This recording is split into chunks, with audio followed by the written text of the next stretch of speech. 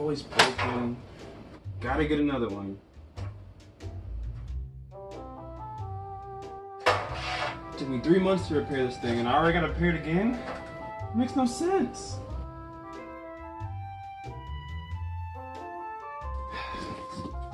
I gotta box this up.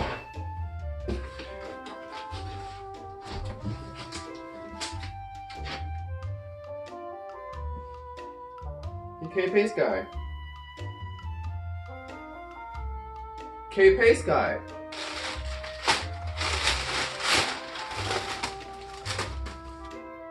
Kpaceguy. What? What you doing? I'm taking apart my AV receiver. It's going back to Yamaha. I'm getting a 3070. It's broken. Broken again? I told you my system was better than yours in the last video.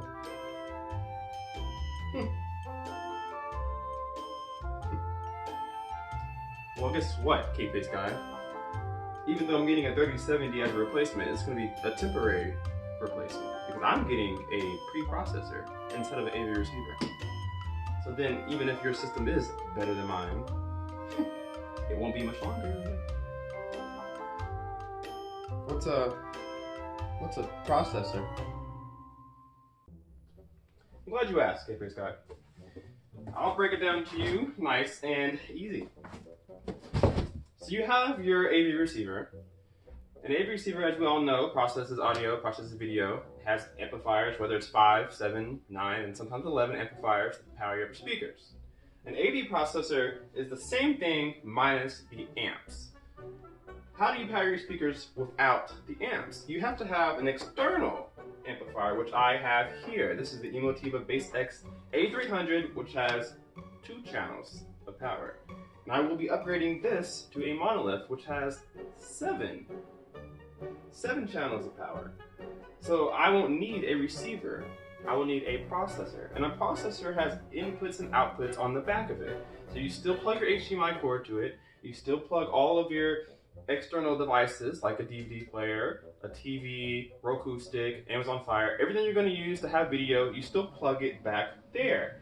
But the power to your speakers no longer comes from the AV receiver, it comes from your power amplifier. The reason why I'm getting a processor, 1, they sound better. 2, it's more convenient. If you're not going to be using the channels in your amplifier anyway, it's better to have a processor. If you're going to have external components, you don't need an AV receiver because the AV receiver is essentially a processor if you're not going to use the internal amps. So I'm no longer going to be using the internal amps in my AV receiver, so I'm going to get a processor. And I'm going to get it from Marantz.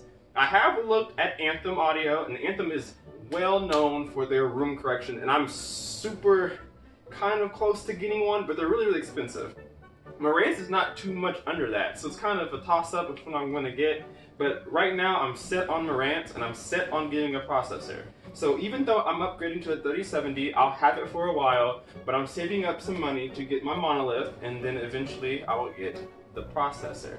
Again, a processor is pretty much an AV receiver without the amps. You still have your subwoofer out, you still have your HDMI ins, you just don't have speaker terminals because there's nothing to plug your speakers up to. So if you're going to get an AV processor, you need external components such as this. That's why I'm getting one, Kpaceguy. Oh.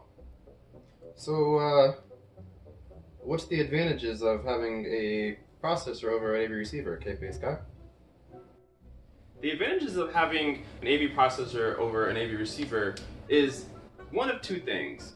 One is sound quality. When you're using a separate, you're getting much more power to your speakers than a traditional AV receiver would have. Most AV receivers lie about their power rating. So you may see 205 watts times 7, but that's bloated by far. Usually it's 200 watts times 2 at a certain frequency at 1 watt per meter. It's much more technical than that, and when you run all your speakers at once, that power rating greatly reduces. When you get a separate amplifier, such as an Emotiva or a monolith or an Outlaw Audio one, you end up getting true power to your speakers. And that leads to my second point, which is sound quality. sound quality sounds much better on a separate because you're pounding your speakers to maximum handling capacity. Speakers have a range of frequencies and a range of power. So my speakers range from about 100 to 300, and it's better to try to power it as high to 300 as you can. It's more dangerous to underpower your speakers than to overpower your speakers, because your speakers are asking for something that your receiver can't give, and it's damaging to the speaker itself. More so than powering it too much. It won't ask for too much until you turn it up too much. But when you're underpowering it, you're not giving it the energy and the power that it needs, and that is how you damage your speakers. Now, why should you get a processor over an AV receiver? It's simple. In my case, I'm not using any of my amps in there because they're not powerful enough to power my speakers. So I have separates already. Therefore, it's a waste to have an amplifier that I'm not using. So I'm going to get a processor. I'm going to get a Marantz one for now. Possibly get a Anthem one because they have really good room correction. But I will be using the 3070 until I do so. The 3070 won't be any more powerful than what I have now.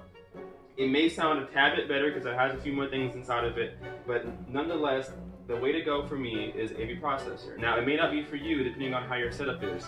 Your amplifiers in your AV receiver may be sufficient enough to power your speakers. In my case, I have really powerful and power-hungry speakers, and it can't power it to full potential.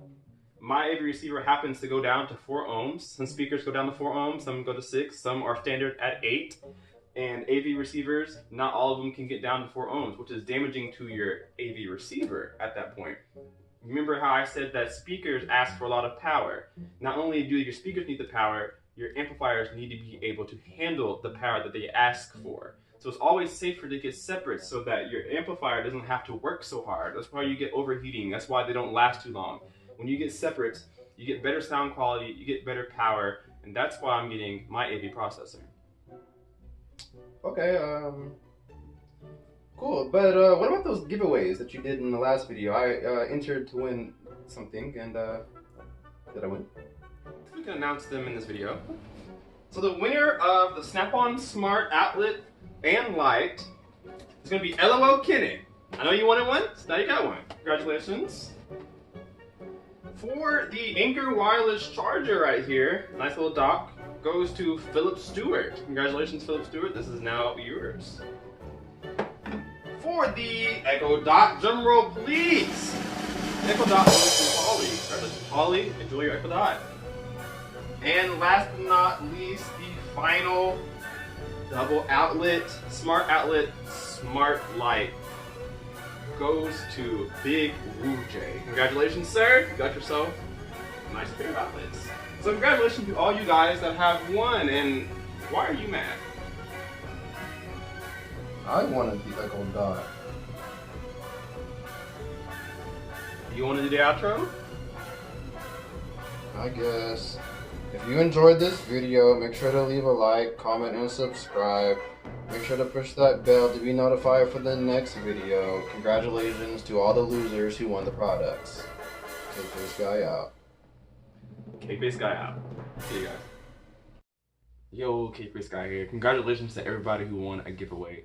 Super excited to give things away to you guys. I love giving back to you guys. But the only way that you can receive your giveaway is to make sure that you have left a comment or contacted me in some way within a week of this video being posted so that I know that you saw your giveaway. If you don't comment back to me to let me know that you saw this video within the week, which is next Monday, then I'll be forced to give your giveaway to somebody else. So leave me down a comment below, or I'll put my Instagram here or email here, and contact me with your address, and we'll figure out how to ship it to you guys the best way that we can. So make sure you like, comment, and subscribe on this video if you enjoyed it, and stay tuned for more. Kpaceguy out.